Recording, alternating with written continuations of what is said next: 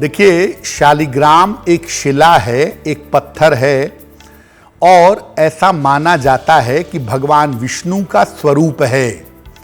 आखिर ऐसा हुआ क्या कि भगवान विष्णु को शिला होना पड़ा, पत्थर होना पड़ा, उस रूप में परिवर्तित होना पड़ा? इसके पीछे एक कथा आती है। शंखचूड़ नामक एक दैत्य था जिसकी पत्नी वृंदा अत्यंत सती थी। बिना उसके सतीत्व को भंग किए हुए शंखचूड़ को परास्त नहीं किया जा सकता था। और शंखचूड़ एक दैत्य था जिसने चारों तरफ समस्याएं पैदा कर दी थी।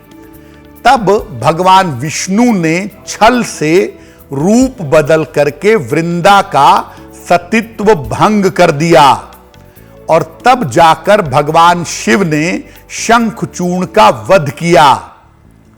वृंदा ने इस छल के लिए भगवान विष्णु को शिला रूप में परिवर्तित हो जाने का शाप दिया। उन्होंने कहा कि भगवान विष्णु शिला के रूप में परिवर्तित हो जाएं। श्री हरि तब से शिला के रूप में भी रहते हैं और इस स्वरूप को, इस रूप को शालिग्राम कहा जाता है।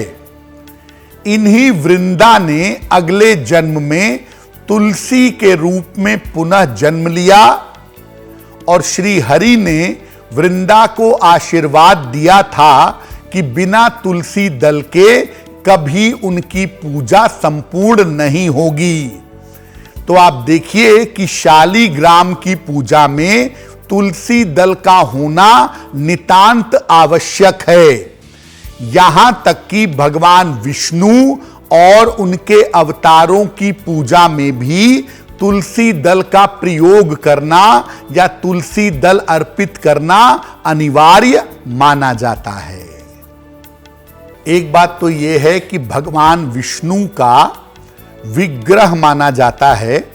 भगवान विष्णु का शिला स्वरूप मानते हैं शालिग्राम को। जिस प्रकार भगवान शिव के विग्रह के रूप में शिवलिंग की पूजा की जाती है, उसी प्रकार भगवान विष्णु के विग्रह के रूप में शालिग्राम की पूजा की जाती है। शालिग्राम एक गोल सा काले रंग का पत्थर है जो नेपाल के गंडकी नदी के तल में पाया जाता है। इसमें एक छिद्र होता है और पत्थर के अंदर शंख, चक्र, गदा या पद्म खुदे हुए होते हैं। कुछ पत्थरों पर सफेद रंग की गोल धारियां चक्र के समान होती हैं। इस पत्थर को भगवान विष्णु का स्वरूप मानते हैं और इसकी पूजा भगवान शालिग्राम के रूप में की जाती है। शालिग्राम का पत्थर जितना ज्यादा काला होगा और उस पर जितनी ज्यादा आकृतियां पाई जाएंगी, वो उतना ज्यादा श्रेष्ठ होगा और उतना ज्यादा प्रभावशाली होगा। भगवान विष्णु को सती वृंदा के श्राप के फल स्वरूप शालिग्राम का स्वरूप प्राप्त हुआ था, ऐसा हमने अभी आपको बताया है। स्कंद पुराण के कार्तिक महात्म्य में भगवान शालिग्राम की स्तुति की गई है और कहा गया है कि इसके दर्शन से समस्त तीर्थों का फल प्राप्त होता है। हर साल कार्तिक महीने की द्वादशी को महिलाएं प्रतीक स्वरूप में तुलसी और भगवान शालिग्राम का विवाह करवाती हैं और उसके बाद ही हिंदू धर्म के अनुयायी विवाह और शुभ कार्य आरंभ करते हैं।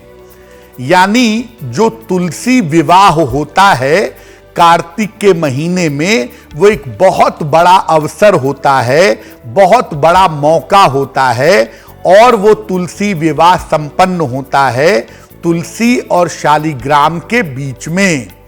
इसीलिए कार्तिक के महीने में जितनी महिमा तुलसी की है उतनी ही महिमा शालिग्राम की भी अवश्य है। देखिए, श्रीमद् देवी भागवत के अनुसार जो व्यक्ति कार्तिक के महीने में भगवान विष्णु को तुलसी पत्र अर्पित करता है वो 10,000 गायों के दान का फल निश्चित रूप से प्राप्त करता है। और जब आपको भगवान विष्णु को तुलसी दल अर्पित करना है तो इसका मतलब यह है कि आप शालिग्राम को अगर कार्तिक के महीने में तुलसी दल अर्पित करेंगे तो आपको इसके शुभ फल प्राप्त होंगे। वैसे भी अगर आप नियमित रूप से शालिग्राम का पूजन करें, नियमों के अनुसार पवित्रता और सात्विकता बनाए रख करके, तो इससे आपका भाग्य और आपका जीवन बदल जाएगा। शालिग्राम का विधि पूर्वक पूजा अगर आप करते हैं तो किसी भी तरह के रोगों से आप बच सकते हैं और ग्रहों की बाधा आपको परेशान नहीं करेगी। शालिग्राम जिस घर में तुलसी दल, शंख और शिवलिंग के साथ रहता है वहां पर संपन्नता जरूर रहती है। इसीलिए शालिग्राम के साथ तुलसी दल, शंख और शिवलिंग रखना चाहिए। भगवान शंकर पर शिवलिंग पर जो नैवेद्य फल या मिठाई चढ़ाई जाती है उसे खाना शास्त्रों के हिसाब से मना है। ऐसा माना जाता है कि जो शिवलिंग पर चढ़े हुए फल या मिठाई को खाता है वो नरक के दुखों का भोग करता है। इस कष्ट के निवारण के लिए शिव की मूर्ति के पास या शिवलिंग के पास शालिग्राम का रहना आवश्यक है। अगर शिवलिंग के पास शालिग्राम है तो शिवलिंग पर अगर आप फल अर्पित करते हैं, मिठाई अर्पित करते हैं और उसको ग्रहण करते हैं तो आप किसी भी तरह के दुख के या दोष के भागी नहीं होंगे।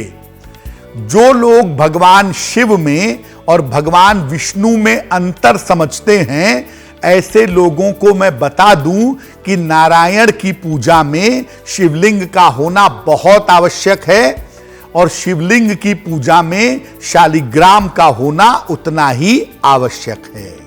एस्ट्रो तक ऐप पर आपको मिलेगा भविष्य से जुड़े हर सवाल का जवाब। डाउनलोड कीजिए एस्ट्रो तक ऐप और चुटकी में जुड़िए इंडिया के बेस्ट एस्ट्रोलॉजर से।